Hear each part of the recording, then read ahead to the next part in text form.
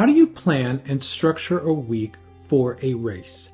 That's what I'm going to get into here. However, I'm not going to give you magic workouts because frankly, there are no magic workouts. Training is about consistency, and reaching your race goals and getting a PB in a race is about being consistent with your running and training, structuring your training to get to the best goal. There isn't a magic workout, there isn't some nutrition or fueling that's going to get you there. It's about being consistent. Now, I'm not a coach, I'm not a trainer, I'm not someone who's technically qualified to be talking about this, which is why I don't talk about this very much on this channel. But I am a runner and I have been running a long time. Before that, I was cycling and I did a lot of structured training in cycling and running, and I read a ton of books and a ton of approaches to this type of stuff. And frankly, it can be fairly complicated.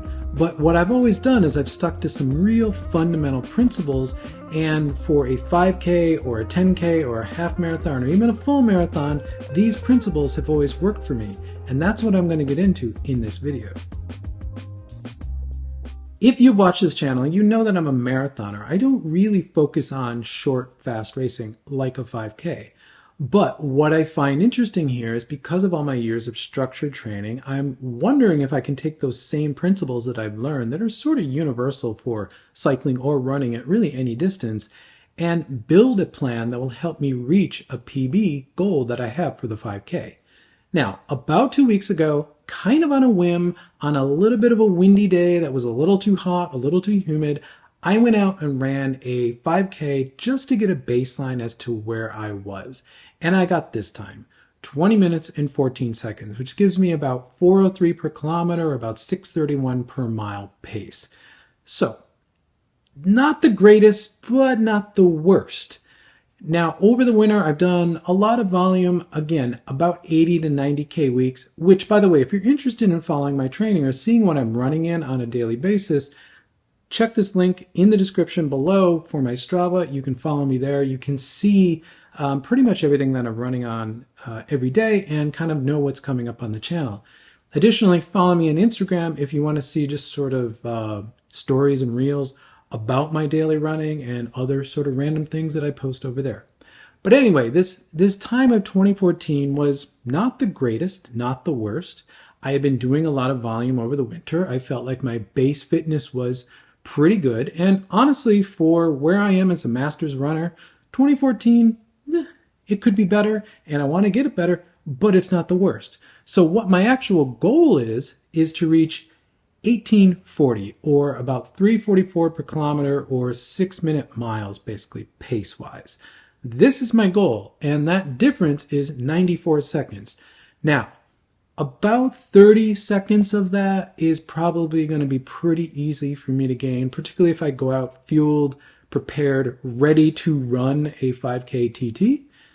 That other 60 seconds, though, that's going to take some work, and that's what I really want to get into with this training plan. Why 1840 as a 5K PB, or as a goal time? Well, if you look at these paces for a 5K, 10K, half marathon, and full marathon, they scale together for relative effort and what you should achieve if you can do one of them. Now, a sub 3-hour full marathon is my ultimate sort of reach goal, something I want to train to over the next couple years. So working down from a half to a 10K to a 5K, that's where I get these times, and that's where 1840 really comes in. You can see the paces that come out of this, and honestly, looking at that for a half marathon or a full marathon, that pace is a little bit out of my range as far as the entire distance of a full or half. But running, a few miles or a 5K in those paces is pretty doable, which gives me hope to reach some of these times. Like I said, that last 60 seconds, getting to the 1840, anything under 19 seconds really is going to be a lot of effort, but that's what I'm here to do. For any structured training that I do, I generally will take these 5 goal times or paces, starting from intervals, which will be the fastest, to an easy sort of target, or I won't run faster than that for easy running. And for this block, for this 5K work that I'm going to do, these are the paces I'm going to work in. Intervals will be around 326 per kilometer, a little bit faster, a little bit slower at times, depending on what type of interval, but generally around there. My race pace, or the ultimate pace that I need to run that 5K in to get 1840, is 344 per kilometer, or a 6-minute mile. Threshold is 4 minutes per km. Steady is 414 km, which interestingly was last time I trained for a half marathon. That was my half marathon goal pace. I didn't necessarily hit it, but I got about a 127 PB in the half marathon, so I got kind of close. So I know this is achievable.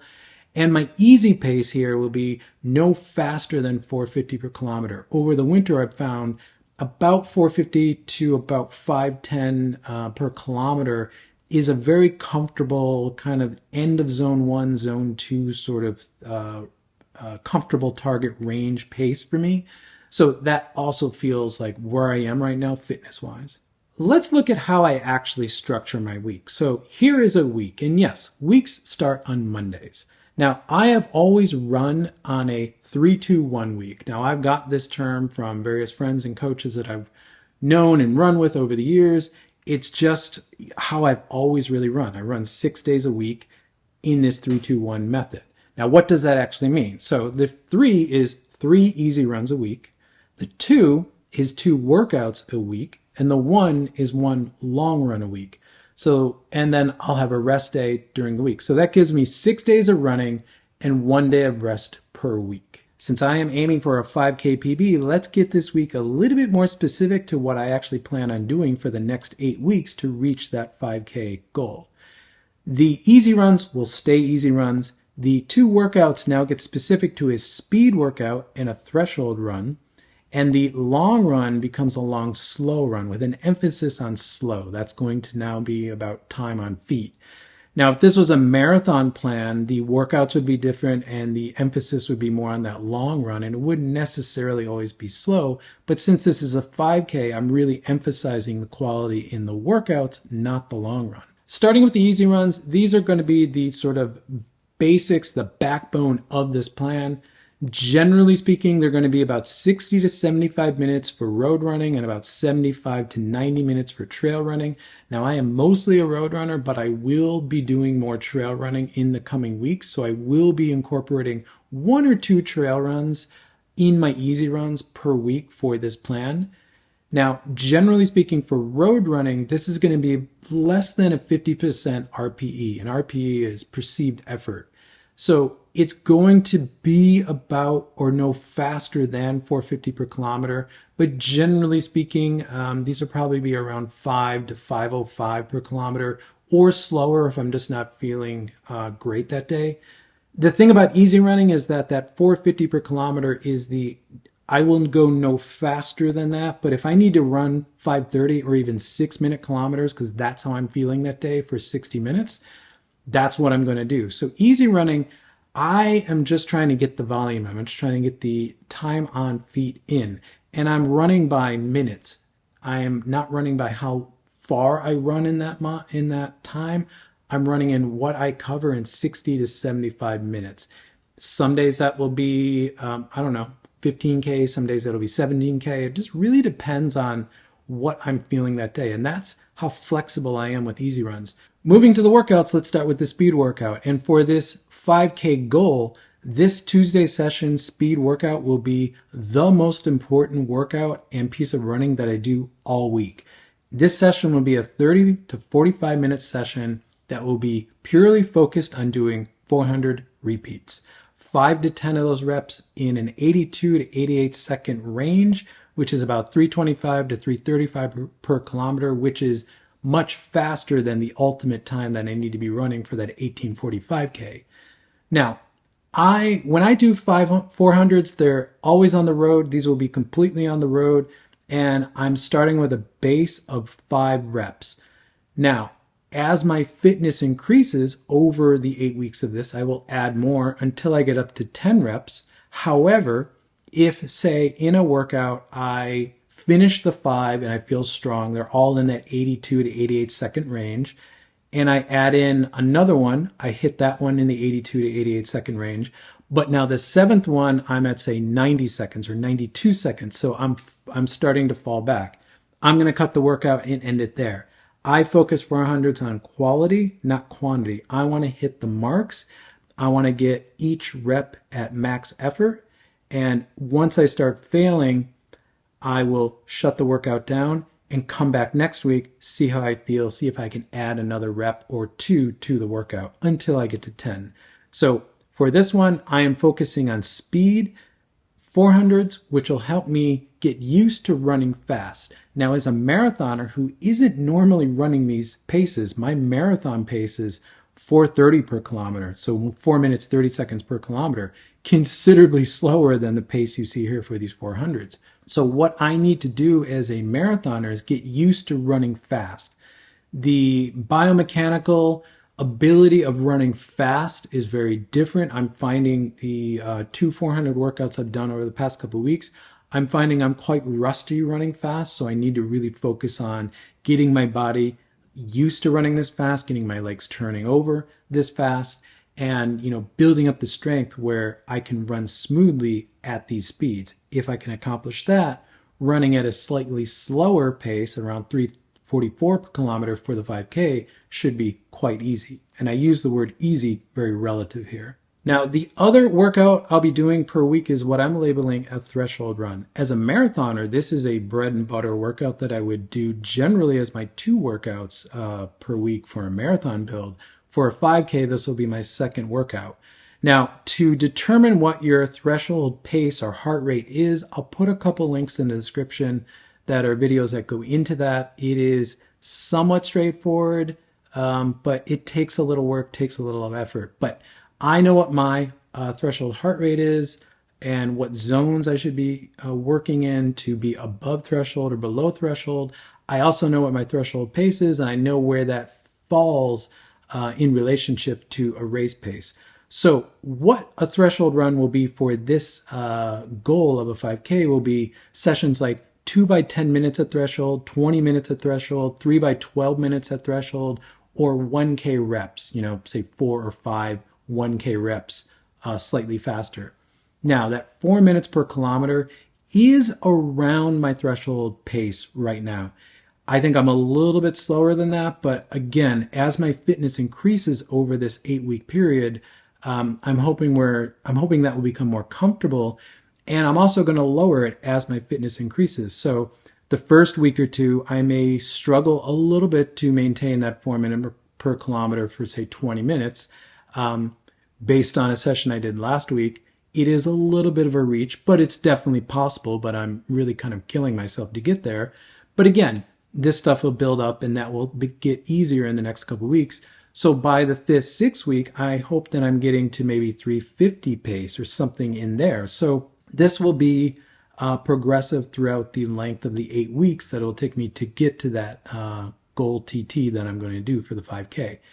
And then the 1K reps, since they're shorter, harder efforts than the 2 by 10 or 20 minute or 3 by 12 sessions, those I will run faster. And those I will run even in week 2 or 3 at the 3:44 per kilometer, my goal 5K pace. That is achievable right now for me for a couple K. Maybe not the full 5K, but 3K, it is somewhat achievable right now. So again, I'm coming into this with some good base fitness, but I'm also trying to build a lot more fitness. And that's what these 2 workout days are for. The Sunday session will be my long, slow run. And this is a run of 90 to 120 minutes. It's always going to be a road run. I will never do this one on trail. And generally, this is just about time on feet, and I'm literally just going really as slow as comfortable. So I'm even setting the pace a little bit easier than my easy pace. So this is even lower as far as RPE. So I'm aiming at about a 5:15 per kilometer, going no faster than that for the duration of this run. Now, for a 5K goal training plan here, this long slow run is just about endurance and time on feet. If this was a marathon plan, I'd put a lot more emphasis on this run. There'd be a lot more marathon pace in it. This would be considered a workout for me. But for this 5K training plan, that's just going to be about time on feet, getting the volume in, getting my legs moving over. I can even probably use it as a bit of a recovery run if I need that, coming from the harder sessions that I did earlier in the week. Since I am a shoe nerd and primarily what I talk about on this channel is running shoes and running shoe tech, This will be my core rotation for the next 8 weeks as I work through all of this training for this 5K PB that I have set. Majority of my easy running will be done in the wonderful Adidas Supernova Rise. I just find this shoe excellent for all of that easy and the long running, and it does them very well. It's very comfortable, it's very stable, helps my feet recover very well because of the wonderful Dreamstrike Plus foam in this shoe. This is probably my favorite trainer of the moment, and it's the one I'm spending most of the time in. For the intervals and probably ultimately the actual time trial that I'm going to do, I'm going to be doing all that in the Adidas Takumi Sen 10. That is probably the fastest shoe that I own over a short distance. So for all those intervals, all those 400s I'm going to do, this is going to be the best shoe for that. And honestly, for most of the threshold running that I'm going to do, that's also probably the best shoe for that. And ultimately for the time trial I'm going to do, it is probably the best shoe for that. Now, between the Supernova Rise and the Takumi Sen 10, I could do everything that I need to do in this plan in just those two shoes.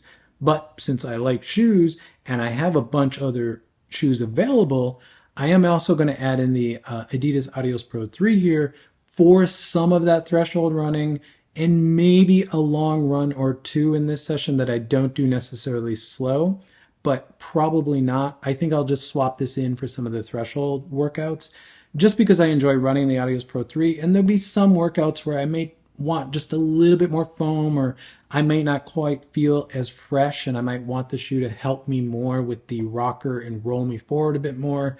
That's what the Adios Pro 3 is going to do.